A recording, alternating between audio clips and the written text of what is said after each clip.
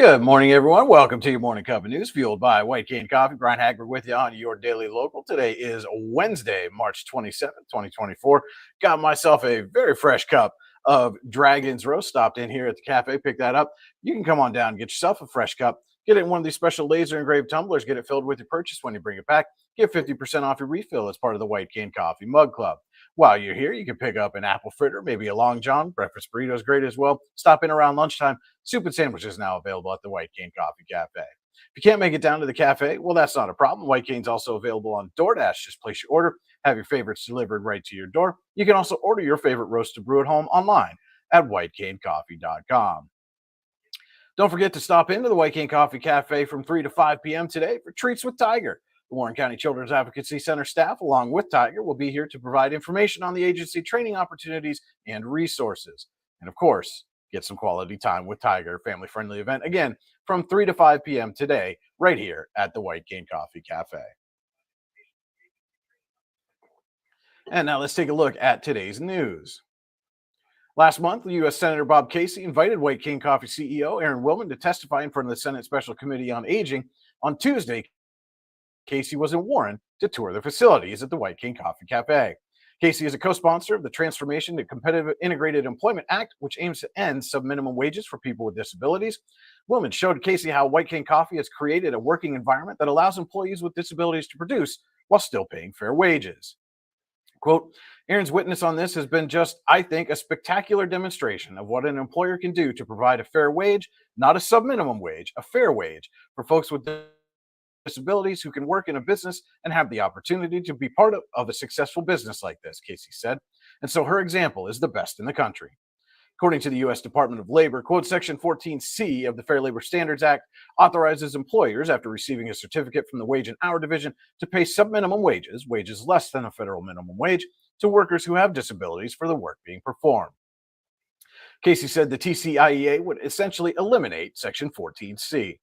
Quote, it's basically a bill that will ensure that over time you can phase out the sub-minimum wage, so-called 14C sub-minimum wage certificates, Casey said.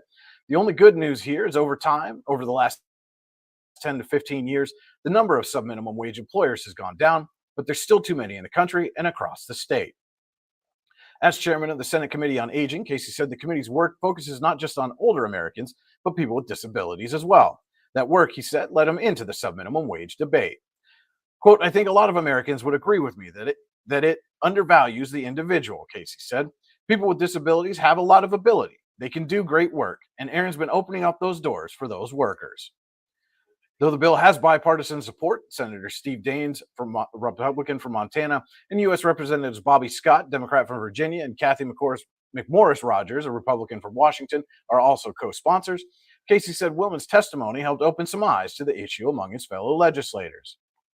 Quote, a lot of legislators don't really know what you're talking about when you say sub-minimum wage. You might have heard of it. They don't really know what it is, Casey said.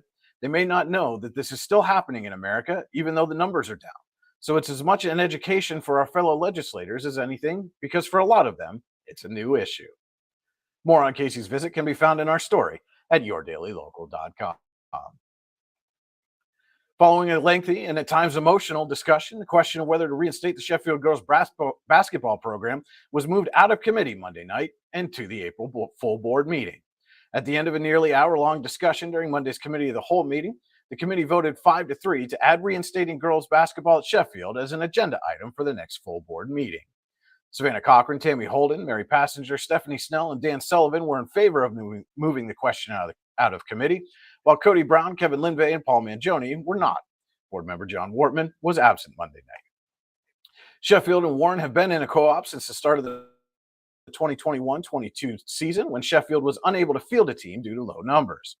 Sheffield student Emily Davidson, who at the time was one of 3 Sheffield students on the Warren girls basketball team, asked the board to consider reinstatement at its January full board meeting.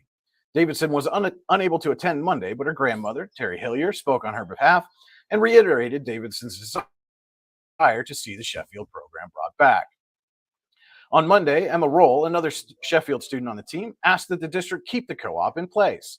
Quote, I've never been a part of a program that has made me feel more of a family member than they do, Roll said. They're all like my sisters. I could not imagine playing for Sheffield again. Roll added that the goals she wants to achieve in basketball would not be aligned with those of most of her Sheffield teammates if the program was brought back. Quote, I want to go places in basketball, and Sheffield is not a competitive school, Roll said. And I know in basketball, if we do get our team back, it would just be full of a bunch of girls who want to play for fun. I don't think that any of them have any plans of playing when they're older, and I don't think they love the sport as much as me. I will not go to Sheffield again, and if I have to transfer and not play in playoffs, I'll do it. As an editor's note, any transfer, whether academic or athletic, after the 10th grade year means that student is ineligible for the postseason for that year. After hearing from administrators at both schools in January, the committee opted to table the discussion until the 2023-24 basketball season was completed. On Monday, Warren basketball coaches Lisa Levan and Jenny Phillips told the board what they would like to see the co-op remain. Quote, the Sheffield Co-op is easily the best thing that has happened to the Warren girls basketball program, Levan said. We did not seek out this co-op. This co-op was placed on our lap 3 days before our season 3 years ago. When these girls came to us 3 days before the season, I wasn't excited at first because the chemistry was going to change. It was going to be a job and it wasn't going to be easy. You're mending together, pushing together two different groups. However, we welcomed them with open arms, just like our family does in this program. We gave them every opportunity, and holy crap, did they deliver. These girls are a part of our family. Sheffield Athletic Director Corey Copley said that while the co-op experience has been good for those players who have participated, reinstating the Sheffield program would allow more students to participate. Quote, in the 3 years of the co-op, we've had 5 girls go out to basketball, Copley said. There's a lot more to it than just going out. The logistics of getting to and from practices, games, and so forth.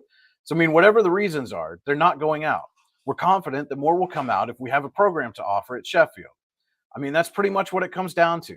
Giving them experiences, give them the opportunity, and we hope that you will give them that chance. After hearing arguments from both sides, Passenger said she was torn over the best course of action. Ultimately, she said district policy should be kept in mind. Quote, we said that in that athletic committee that once your program is gone, it's gone, Passenger said. So are we going to be opening a can of worms here where we let them come back? And then Youngsville says that they have this many people for a football team and they want a chance to try it again. And then, 2 years later, the numbers aren't there. We put that policy in for a reason. Passenger was referencing the athletic task force the district put together in 2018 to try to determine why participation numbers were low across many district programs. The district set minimum participation numbers for each sport out of that work. Quote, we brought all the coaches in. We brought all the athletic directors in and said, how can we fix this? Or how can we make this better, Mangione said. It's a very emotional thing, as everybody knows. So let's take the emotion out of it. Let's find a way to figure out the solutions when they pop up. Obviously, we're still sitting here trying to figure that out and trying to learn. But as Mrs. Passenger stated, that was the thing moving forward because nobody wanted to do anything or make any changes. So, it was kind of like if we get there and you lose your program, it's gone. Right, wrong, or indifferent, that's what the policy and procedure has been since that time. The agenda item to reinstate Sheffield girls basketball will be added to the April 8th full board meeting. We'll take a look at your daily forecast right after this quick word from our sponsor. The only thing worse than being stuck at home is being stuck at home without coffee. We can't let that happen. Browse our selection and order online. From sweet to tangy, hot or iced, we have something for you. White King Coffee, because every cup makes a difference. Cheers. Welcome back to your Morning Cup of News, fueled by White Cane Coffee. Brian Hagberg with you on your Daily Local. Now let's take a look at the daily weather forecast from the National Weather Service. Slight chance of rain remains in the region until noon today. The rest of the day will be mostly cloudy with a high of 57 degrees. Southwest winds will be at 9 to 13 miles an hour with gusts as high as 22. Chance of precipitation today is 20%. Tonight will be mostly cloudy with a low near 30 degrees. Northwest winds will be at 5 to 8 miles an hour. That wraps up your daily forecast.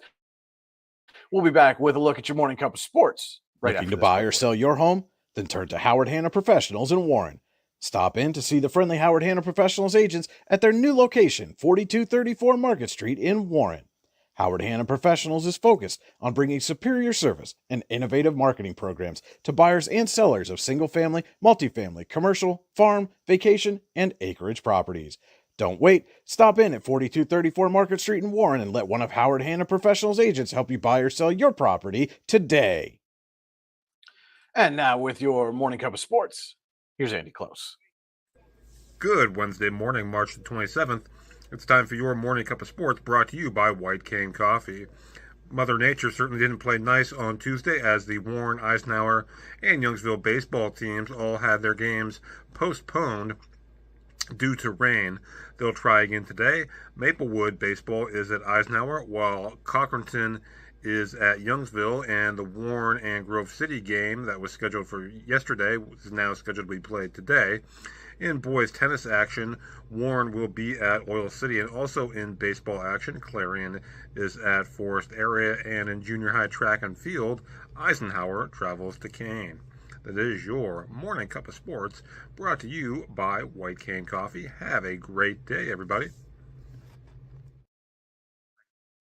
Thanks for that, Andy. Don't forget to head to yourdailylocal.com throughout the day for all the news you need when you need it. You can also like, subscribe, and follow us on Facebook, YouTube, Instagram, and X. Just search Your Daily Local on your favorite social media channel. Hit that like, subscribe, or follow button. You can subscribe to our weekly email newsletter online at yourdailylocal.com. Just enter your name and email address, hit submit, get our newsletter delivered right to your inbox. Don't forget to tune in every weekday morning at 8:30 a.m. for your morning cup of news, fueled by White Cane Coffee. And every Saturday morning at 9:30 a.m. as White Cane Coffee presents Coffee and a Conversation, where we sit down with someone from the community to talk about the people, places, events, and happenings throughout the region that matter most to you. Always a great conversation you won't want to miss every Saturday morning. And of course, if you know somebody that you think we should be talking to, let us know. News at yourdailylocal.com. Tell us who that person is, why we should chat with them. We'll make every effort to make that happen for you. That will wrap it up for your Wednesday. Hope everybody has a great day. And remember, if you change one life, you change the world. Cheers. You know what would make that better? A cup of White Cane Coffee. Wow, that really is great coffee. White Cane Coffee, because every cup makes a difference. Here at Casella, we make temporary dumpster rental easy, offering services that are perfect for construction, remodeling, special events, or other short-term projects. Casella dumpsters are available in a wide range of sizes to fit any job. Our dedicated customer service team will help you choose the right size container and service level for your project and schedule hassle-free removal based on your specific needs. The right size dumpster, when you want it, where you want it, removed when you say so.